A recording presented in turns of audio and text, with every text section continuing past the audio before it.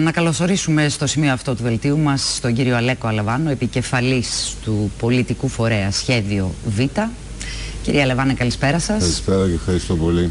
Παρακολουθήσαμε ήδη το πώς διαμορφώνεται σήμερα η επικαιρότητα και το πρώτο ερώτημα το οποίο θα θέλαμε να σας θέσουμε είναι ότι έχουμε ήδη τα πρώτα σημάδια χρησιμοποίησης ενός θεσμικού πλαισίου αντιμετώπισης της Χρυσής Αυγής, τώρα όμως και σε άλλους τομείς της συνδικαλιστικής, κοινωνικής αλλά και πολιτικής ζωής.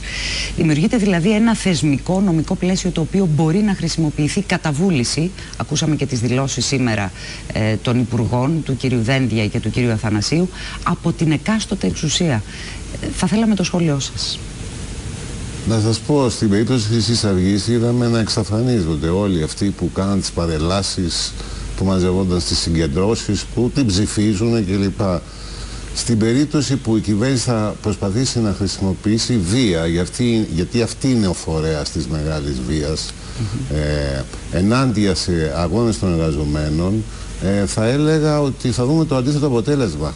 Θα δούμε να συγκεντρώνεται ο κόσμος και πιστεύω ότι τις μέρες που ζήσαμε στην ΕΡΤ και που ζούμε όλο αυτόν τον καιρό, και μπράβο σας και έχετε το σεβασμό μας για αυτό που κάνετε, θα τις ζήσουμε ακόμη πιο έντονα. Είπε ο κύριος Καψής ότι κάνουν κατάχρηση, έχουν καταλάβει δημόσιο χώρο. Εγώ θα έλεγα ότι ακόμη ίσως και για δολιοφθορές μίλησε. Ίσως είναι ο μόνος δημόσιος χώρος που υπάρχει σήμερα.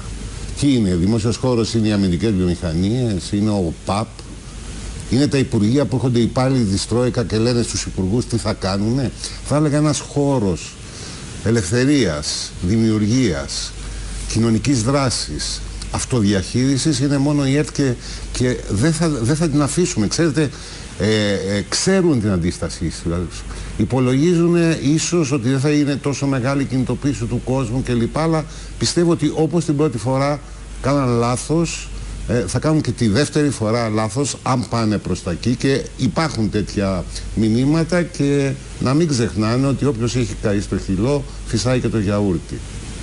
Πιστεύετε ότι αυτό μπορεί να γίνει και ένα βήμα ούτως ώστε ο κόσμος να κινητοποιηθεί και να ανατρέψει? Κοιτάξτε, αυτό είναι πιο δύσκολο. Αυτό είναι πιο δύσκολο. Και θα έλεγα ότι η ΕΡΤ σε έναν αγώνα που κάνει για δημοκρατία, ελευθερία, επιβίωση, εργασία ο κόσμος είναι το μεγάλο όπλο, αν θέλετε. Χωρίς να ταυτίζεται με κανένα κόμμα, προωθώντας ένα διάλογο, κάνοντας κριτική και μη αυτολογοκρινόμενο ή λογοκρινόμενο από άλλους κλπ. Το αν δεν έχει αξιοποιηθεί αυτό το βήμα είναι γιατί υπάρχει, κατά τη γνώμη μου, ένα μεγάλο κενό στην πολιτική ζωή. Δηλαδή δεν υπάρχει μια εναλλακτική λύση η οποία έτσι θα εμπνεύσει τον κόσμο και θα πει να φύγουν σήμερα. Βλέπετε, πολλές φορές έχουμε κρίση, και στην κρίση της ΕΡΤ τότε που είχε ξεσηκωθεί τόσο κόσμος, στις ίδιες έρευνες, στις δημοσκοπήσεις έλεγαν ότι δεν θέλουμε εκλογές, διότι δεν το βλέπαν αυτό. Όσο αυτό οριμάζει, πιστεύω ότι τόσο μεγαλύτερη δυνατότητα υπάρχει. Εξάλλου έχει σημασία να ανατρέπεις κάτι έχοντας υπόψη και με τι θα το αντικαταστήσεις. Δηλαδή με πολιτικές κυρίως, δεν μιλάω για κόμματα τόσο για πρόσωπα, με πολιτικές οι οποίες θα δίνουν απαντήσεις και θα θέτουν σε άλλη βάση τα μεγάλα προβλήματα του λαού, είτε είναι η ανεργία, είτε είναι η φτώχεια, είτε είναι η διάλυση της παιδείας και της υγείας, είτε οτιδήποτε άλλο. Κύριε Αλαβάνο, είδαμε σε πολιτικό επίπεδο την κυβέρνηση να επιβαίνει και ιδιαίτερα με σκληρό τρόπο στην αναγκαιότητα αυτή της μνημονιακής πολιτικής ως μονόδρομου για την έξοδο από την κρίση. Έχετε κάνει μια συνολική πρόταση για όλα αυτά, αντιπρόταση θα μπορούσαμε να πούμε, με δύο βασικά σημεία αναφοράς. Την επιστροφή στη δραχμή και, αν χρειαστεί, και την έξοδο από την Ευρωπαϊκή Ένωση. Και τα δύο αυτά, όπως έχει φανεί δημοσκοπικά, φοβίζουν τον κόσμο. Πώς θα μπορέσετε να πείσετε για το αντίθετο? Κοιτάξτε, η εύκολη λύση είναι να μην τα πεις. Να πω καταρχήν ότι δεν φτάνουν μόνο αυτά. Με τίποτα δεν φτάνουν όλα αυτά. Δηλαδή θέλουμε, αλλά χωρίς αυτά δεν μπορεί να γίνει κάτι. Δηλαδή κυρίως χωρίς τη ρήξη με την Ευρωζώνη. Γιατί λέγεται, ας το πούμε, ότι θα καταργήσουμε το μνημόνιο. Τι θα πει θα καταργήσουμε το μνημόνιο? Το μνημόνιο είναι μια πραγματικότητα. Πώς αυτό το 27% και το 70% των 27% ανέργων και 70% νέων ανέργων, πώς θα τους δώσεις δουλειά? Καταργείς, τα σκίζεις. και τα βάζεις και στο τζάκι, ας το πούμε, να καούν. Πώς θα τους δώσεις δουλειά? Το ζήτημα επομένως είναι πώς θα διαμορφώσεις άλλο πλαίσιο και άλλες σχέσεις με τις δυνάμεις εκείνες που έχουν οδηγήσει εκεί πέρα τη χώρα. Και δυστυχώς μικροδιορθώσεις και μικροπαζάρια δεν υπάρχει περιθώριο. Βιώσαμε το παράδειγμα της Κύπρου και πριν από μια εβδομάδα βιώσαμε της Πορτογαλίας, η οποία Πορτογαλία πάει σχετικά καλά, δηλαδή είχε υλοποιήσει το πλάνο που της είχαν βάλει και τις εντολές που είχαν δώσει, και τι ζήτησε από μια κυβέρνηση η οποία καταραίει κυριολεκτικά και έχει απέναντί της την εχθρότητα όλου του λαού. Ζήτησε αντί για 4% το έλλειμμα του χρόνου που προβλέπει το πρόγραμμα της Τρόικα να γίνει 4,5%. Και η καθολική ήταν η απάντηση της Τρόικα ότι αυτό δεν πρόκειται να γίνει. Με αυτή την έννοια πρέπει να καταλάβουμε ότι πρέπει να κάνουμε τομή. Ζούμε ιστορία σήμερα. Είναι η μεγαλύτερη κρίση της Ελλάδας οικονομική. Είναι η μεγαλύτερη ύφεση η οποία παρουσιάστηκε στον κόσμο όλες τις εποχές, μιλάμε για τον τελευταίο 1,5 αιώνα, σε καιρό ειρήνης. Δεν μπορούμε, ας το πούμε, με μικρές αλλαγές, το προσπάθησε η ΔΕΜΑΡ, δεν είχε κανένα αποτέλεσμα. Πρέπει να κάνουμε κάποιες τομές για να απελευθερώσουμε τις δυνάμεις μας και ανάμεσα σε αυτά δεν χρειάζεται να επιστρέψουμε πουθενά, ούτε σε δραχμή ούτε τίποτα. Χρειάζεται να έχουμε τη δυνατότητα να χρησιμοποιούμε την νομισματική πολιτική και χρειάζεται να πούμε αυτό που είπαν τόσες χώρες και η Γερμανία στην ιστορία της κατά καιρούς, ότι δεν μπορούμε και σταματάμε, προχωράμε σε πάυση πληρωμών. Από ό,τι αντιλαμβάνομαι, συγγνώμη, από ό,τι αντιλαμβάνομαι, διορθώστε με παρακαλώ κύριε Πρόεδρε αν κάνω λάθος, δεν επιμένετε λοιπόν στο σενάριο της επιστροφής της δραχμής. Λέτε ότι να γίνει μια μάχη διεξοδικότερη εντός νομισματικού πλαισίου. Αν κατάλαβα καλά, σας παρακαλώ ίσως, πολύ. Δεν ξέρω αν έκανα εγώ κάποιες έτσι οι διατυπώσεις μου, ας πούμε, αν σηκώνουν μια παρεμηνία. Όχι. Δεν θέλουμε επιστροφή. Ξέρετε, η επιστροφή, ακόμη και η λέξη δραχμή, σε πάνε σε ένα παρελθόν. Δεν θες να πας στο παρελθόν. Θες να ανοίξεις τα φτερά σου στο μέλλον. Τι θες? Όταν λες θες ένα εθνικό νόμισμα, θες εθνική νομισματική πολιτική, αυτό που είπε ο Κρούγκμαν, τον αναφέρατε πριν από λίγο στο ρεπορτάζ σας, θες να, αντί να πληρώνει φόρους και να πληρώνει χαράτσια ο κόσμος, να μπορέσεις εσύ να εκδώσεις το νόμισμα που μπορείς να εκδώσεις, και έχει σήμερα μεγάλη δυνατότητα γιατί ένα πολύ μεγάλο μέρος του παραγωγικού δυναμικού αργεί. Θέλεις σε μια εσωτερική αγορά όπου τα ελληνικά προϊόντα είναι περίπου το 25%, να είναι το 70% τα ελληνικά προϊόντα. Θες στο βαθμό που γίνεται πιο δύσκολο αυτό να αυξήσεις τις εξαγωγές σου, και θες όλα αυτά να οδηγήσουν σε χιλιάδες και δεκάδες χιλιάδες και εκατοντάδες χιλιάδες θέσεις εργασίας και σε βελτίωση των αμοιβών. Άρα για σας το νόμισμα είναι ένα τεχνικό θέμα ή είναι ένα πολιτικό που θα μπορέσει να δημιουργήσει τις προϋποθέσεις για έξοδο από την κρίση? Κοιτάξτε, είναι και τα δύο. Είναι ένα βαθιά πολιτικό θέμα.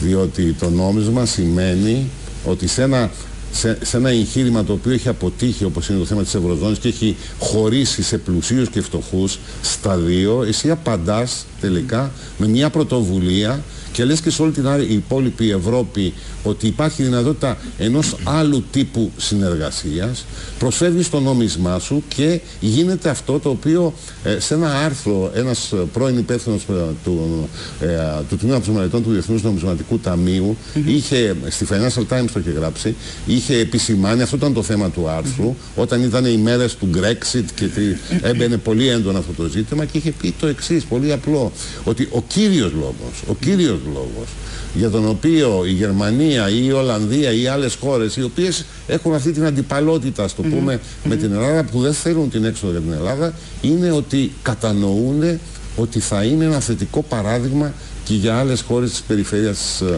της Ευρωπαϊκής Ένωσης. Το αντιλαμβάνομαι. Ουσιαστικά αυτό που λέτε είναι ότι αν ξεκινήσει κάτι τέτοιο από μια χώρα του Νότου που είναι στην καρδιά της Ευρωζώνης, όπως είναι η Ελλάδα, ουσιαστικά θα έχουμε ένα ντόμινο και στον υπόλοιπο Ευρωπαϊκό Νότο, δηλαδή επιστροφή στα εθνικά τους νομίσματα. Εφόσον είναι πετυχημένο το εγχείρημα. Εφόσον είναι πετυχημένο το παράδειγμα ή η προσπάθεια της Ελλάδος, ας πούμε. Αυτό δεν σημαίνει όμως και μια αλλαγή σε ένα επίπεδο κυβέρνησης. Δηλαδή, για να περάσουμε και λίγο στο πολιτικό πλαίσιο, Αγλαή, αν μου επιτρέπεις, το λέω με την έννοια ότι είμαστε στο παραπέντε, αν θέλετε, όπως υποστηρίζετε, τουλάχιστον και από πολιτικούς κύκλους, για μια αλλαγή κυβέρνηση. Αυτό μπορεί να γίνει Από την ίδια την κυβέρνηση αυτή. Δηλαδή, επιστροφή στο εθνικό νόμισμα θα γίνει από μια άλλη κυβέρνηση, παραδείγματος χάρη από την κυβέρνηση του ΣΥΡΙΖΑ που είναι ως αξιωματική αντιπολίτευση. Δεν θα χρειαστεί και μια πολιτική λύση απέναντι σε αυτό το ζήτημα? Κοιτάξτε, καταρχήν όσο και να σας φανεί περίεργο, μπορεί να γίνει ενδεχομένως από οποιαδήποτε κυβέρνηση. Δηλαδή φτάνουμε πια σε τέτοια ακρότητα, σε τέτοια αδιέξοδα. Εδώ είναι μέτρα τα οποία έχουν γονατίσει κυριολεκτικά την οικονομία, την ελληνική οικογένεια κλπ. Και μιλάμε και για άλλα μέτρα. Εννοείται δηλαδή επομένως, τη δημιουργία ενός δίπολου μνημονιακού αντιμνημονιακού, έτσι. Τι είπατε? Τη δημιουργία ενός δίπολου μνημονιακού αντιμνημονιακού. Ναι, οπωσδήποτε, αλλά μπορεί να προκύψει και εκ των πραγμάτων, δηλαδή να αποδεχθούν όλες οι πλευρές ότι δεν γίνεται να βιώσει μια χώρα μέσα σε αυτές τις συνθήκες. Ειδικά αν επιμείνει η Ευρωπαϊκή Ένωση, η Ευρωζώνη στη θέση της σχετικά με τη μη μείωση των δανείων κλπ. Αλλά αν εννοούμε ότι θέλουμε να πάμε μπροστά και να μην είναι μια έξοδος η οποία θα γίνει κάτω από πανικό και μπορεί να είναι και χειρότερη αν θέλετε και από τη σημερινή κατάσταση, τότε χρειάζεσαι δυνάμεις οι οποίες έχουν ένα τεκμηριωμένο πρόγραμμα και χρειάζεται ένα λαό έτοιμο. Ξέρετε, ο ψυχολογικός παράγοντας είναι πολύ βασικός.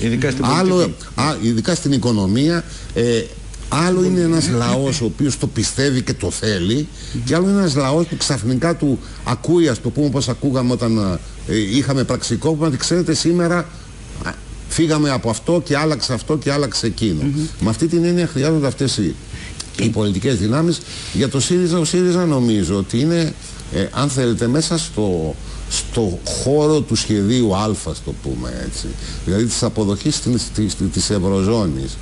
Αυτό ήταν και εξάλλου και νομίζω το νόημα αυτόν που είπε ο πρόεδρος του ΣΥΡΙΖΑ, ο κύριος Τσίπρας, στη συνέντευξή του στον κύριο Χατζηνικολάου. Και θα έλεγα ότι υπάρχει ένα ανορθολογισμός και υπάρχει ένα σχέδιο το οποίο είναι κυριολεκτικά στον αέρα. Ποιο ήταν το θέμα? Ότι σε περίπτωση που αυτοί μας σταματήσουν τη χρηματοδότηση, εμείς θα σταματήσουμε να πληρώσουμε τους τόκους. Τι σημαίνει αυτό σε αυτή την περίπτωση? Έχουμε πρωτογενές πλεόνασμα και ισορροπημένο προϋπολογισμό και θα μπορούσαμε να το κάνουμε. Τι σημαίνει αυτό? Τι λέει ο κύριος Τσίπρας? Δηλαδή ότι... Καθυστέρηση των τόκων. Ναι, καθυστέρηση των τόκων.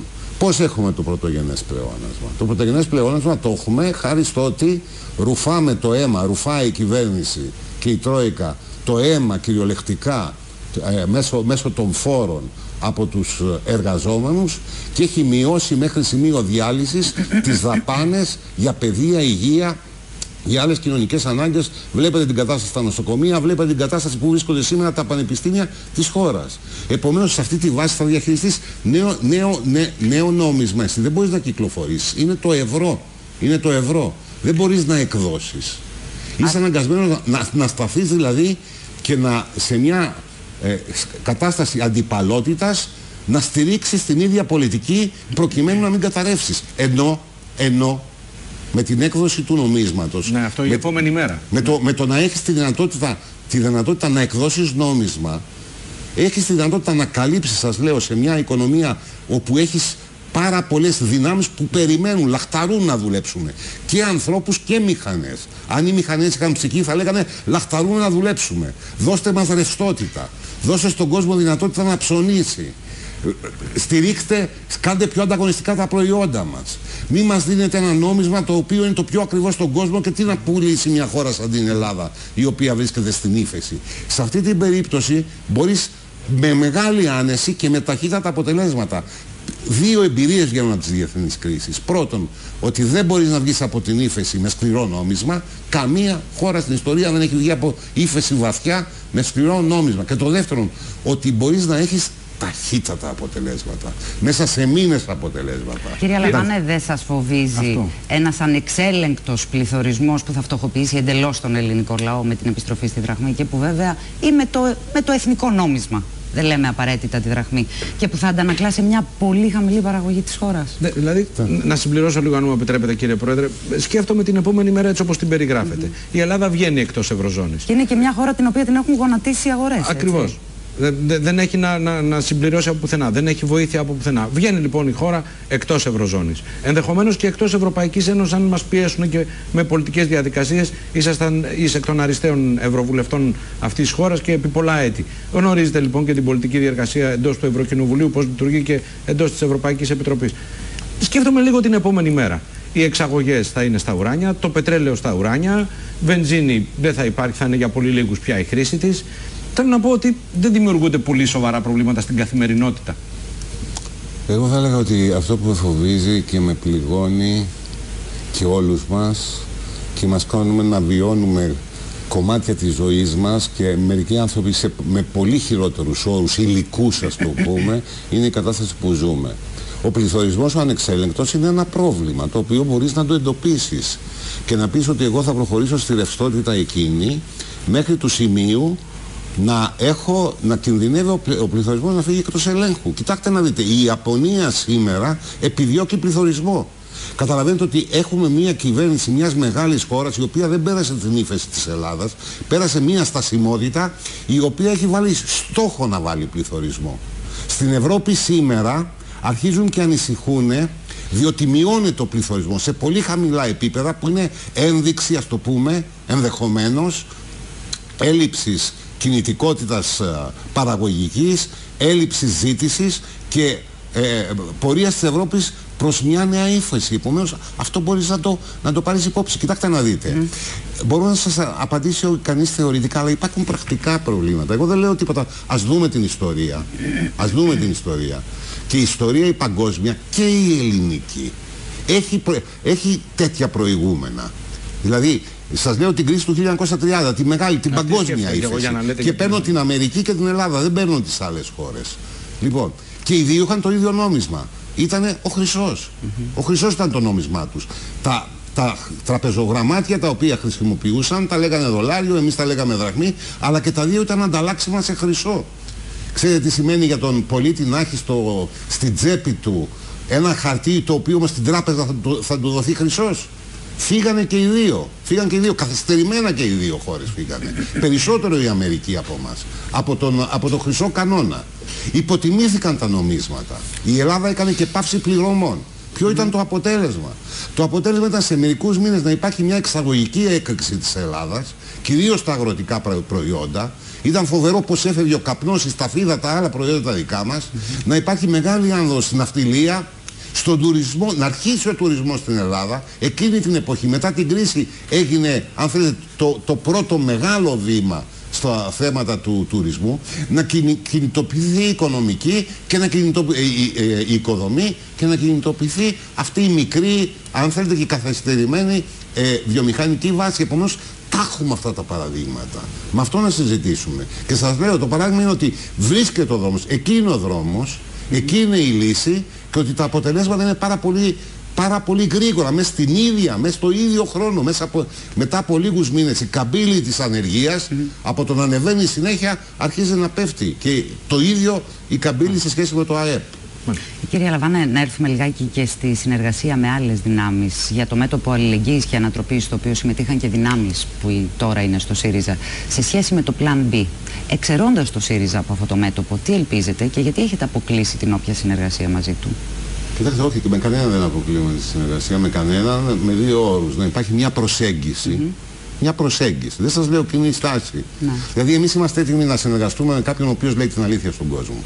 Και η αλήθεια στον κόσμο είναι, μπορεί γι' αυτό να είναι, ότι θα δείτε, θα δώσω 1-2 μήνες μάχη ενάντια σε αυτό που λέει μνημόνια και ενάντια σε αυτά που, και αν δεν είναι, αν δω ότι δεν γίνεται, προκειμένου να δημιουργηθεί το αδιέξοδο, θα προχωρήσω στην αποχώρηση από την Ευρωζώνη. Μάλιστα. Κάτι πάρα πολύ απλό. Πιστεύετε ότι μπορεί να υπάρξουν άλλες... Σε περίπτωση που υπήρχαν τέτοιες δυνάμεις, σε περίπτωση που ο ΣΥΡΙΖΑ είχε τέτοια θέση, δεν θα υπήρχε. Θα υπήρχε δυνατότητα συζήτησης και αναζήτησης μιας κοινής δράσης. Δεν την έχει. Και ξέρετε, δεν είναι καλό σε μια εποχή που βρίσκεται σε τέτοια κατάσταση, ένα μεγάλο μέρος της κοινωνίας, να μην του λες την αλήθεια. Και να λες, ας το πούμε, όταν έχεις όλες αυτές τις εμπειρίες, Κύπρο, Πορτογαλία και τα άλλα, εγώ θα διαπραγματευτώ και θα τα καταφέρω. Τουλάχιστον πες του την αλήθεια. Και πες του ότι μπορεί να φύγουμε. Και πρέπει να είμαστε εκεί. Με αυτό, επομένως, το στοιχείο να προσεγγίζει, χρειάζεται μια αξιοπιστία. και μια ευθύνη και μια εντιμότητα από τις πολιτικές δυνάμεις με τις οποίες μπορείς να συνεργαστείς. Τώρα, και να κλείσουμε και με αυτή την ερώτηση, γιατί και η ώρα του δελτίου, όπως ξέρετε, μας πιέζει. Το Κομμουνιστικό Κόμμα Ελλάδας κατηγορείται ότι χαράζει μια μοναχική πορεία και απογοητεύει τον κόσμο της αριστεράς. Από την άλλη, εσείς υπήρξατε στέλεχος του Κομμουνιστικού Κόμματος Ελλάδας, πρόεδρος του ΣΥΡΙΖΑ, και τώρα εισάγετε μια καινούργια πολιτική πρόταση. Ποιον να πιστέψει ο κόσμος? Όλη η ιστορική αριστερά που βγήκε από αυτή τη μήτρα του Κομμουνιστικού Κόμματος Ελλάδας και βέβαια τα κόμματα και οι σχηματισμοί που δημιουργήθηκαν στην πορεία, πιστεύετε ότι έχουν πωλήσει το κίνημα και εσείς δεν έχετε ευθύνη? Κοιτάξτε, ο καθένας έχει την ευθύνη του. Και εγώ έχω την ευθύνη μου και ξέρω την ευθύνη που έχω και ξέρω τη μεγάλη ευθύνη που έχω. Αλλά θέλω να πω ότι η ζωή προχωράει. Η ζωή σήμερα, στην Ελλάδα μπαίνουν τέτοια καθήκοντα που είναι αναγκαία μια αναδιάταξη της όλης της πολιτικής κοινής. Είναι ωραίο να λες είμαι με αυτό το κόμμα. Ό,τι και να γίνει θα είμαι με αυτό το κόμμα. Είμαι σταθερός. Μπήκα εκεί πιτσιρικάς και θα βγω γέρος. Αλλά εγώ θα έλεγα ότι αυτό είναι μια ας το πούμε στατική και άγωνη διαδικασία. Και υπάρχουν άνθρωποι που το κάνουν αυτό. Και από μια άποψη τους εκτιμούμε. Εδώ πέρα σήμερα είμαστε σε νέα κατάσταση που ζητάει νέες απαντήσεις. Η κοινωνία δεν χρειάζεται να στηρίξει το ένα ή το άλλο κόμμα. Χρειάζεται να υπάρξουν οι παρεμβάσεις εκείνες οι οποίες θα δώσουν απάντηση στα μεγάλα προβλήματά σας. Προβλήματά τους. Και θα ξαναγυρίζω στο ίδιο σημείο που σας είπα. Εάν η κοινοβουλευτική σκηνή είχε τη δυνατότητα να παρουσιάσει ένα πραγματικό εναλλακτικό σχέδιο σήμερα, σας λέω, θα είχε πέσει η κυβέρνηση. Και σας λέω ότι το μεγάλο όπλο θα ήταν η ΕΡΤ. Και σας λέω ότι την ΕΡΤ θα την είχε αγκαλιάσει και η Μεσογείο θα είχε κλείσει μέχρι να φύγει ο Σαμαράς και να έρθει κάτι άλλο. Αυτή η έλλειψη, και αυτή η έλλειψη αν θέλετε είναι και το ας το πούμε το μεγάλο πρόβλημα, η αχίλιος πτέρνα σε μια νέα επίθεση που θα ενδεχομένως κάνει η κυβέρνηση. Και γι' αυτό, έχοντας το υπόψη, εγώ θα έλεγα ότι έχει σημασία τώρα, παρά τις διαφορές μας, σχέδιο Β, Ανταρσία, ΣΥΡΙΖΑ, άνθρωποι που έχουν φύγει από το ΠΑΣΟΚ, δεξιοί δημοκράτες αν υπάρχουν, να σταθούμε κοντά σας σε ένα είναι μεγάλο μάθημα αυτό που μας δίνεται. Και η πολιτική ζωή συνολικά έχει ευθύνες απέναντι στους εργαζόμενους της ΕΡΤ που δεν μπόρεσε να σταθεί στο αντίστοιχο επίπεδο που είχατε έρθει εσείς. Κυρία Λεβάνε, σας ευχαριστούμε που με την παρουσία σας τιμήσατε το δελτίο. Και εγώ ευχαριστώ πάρα πολύ.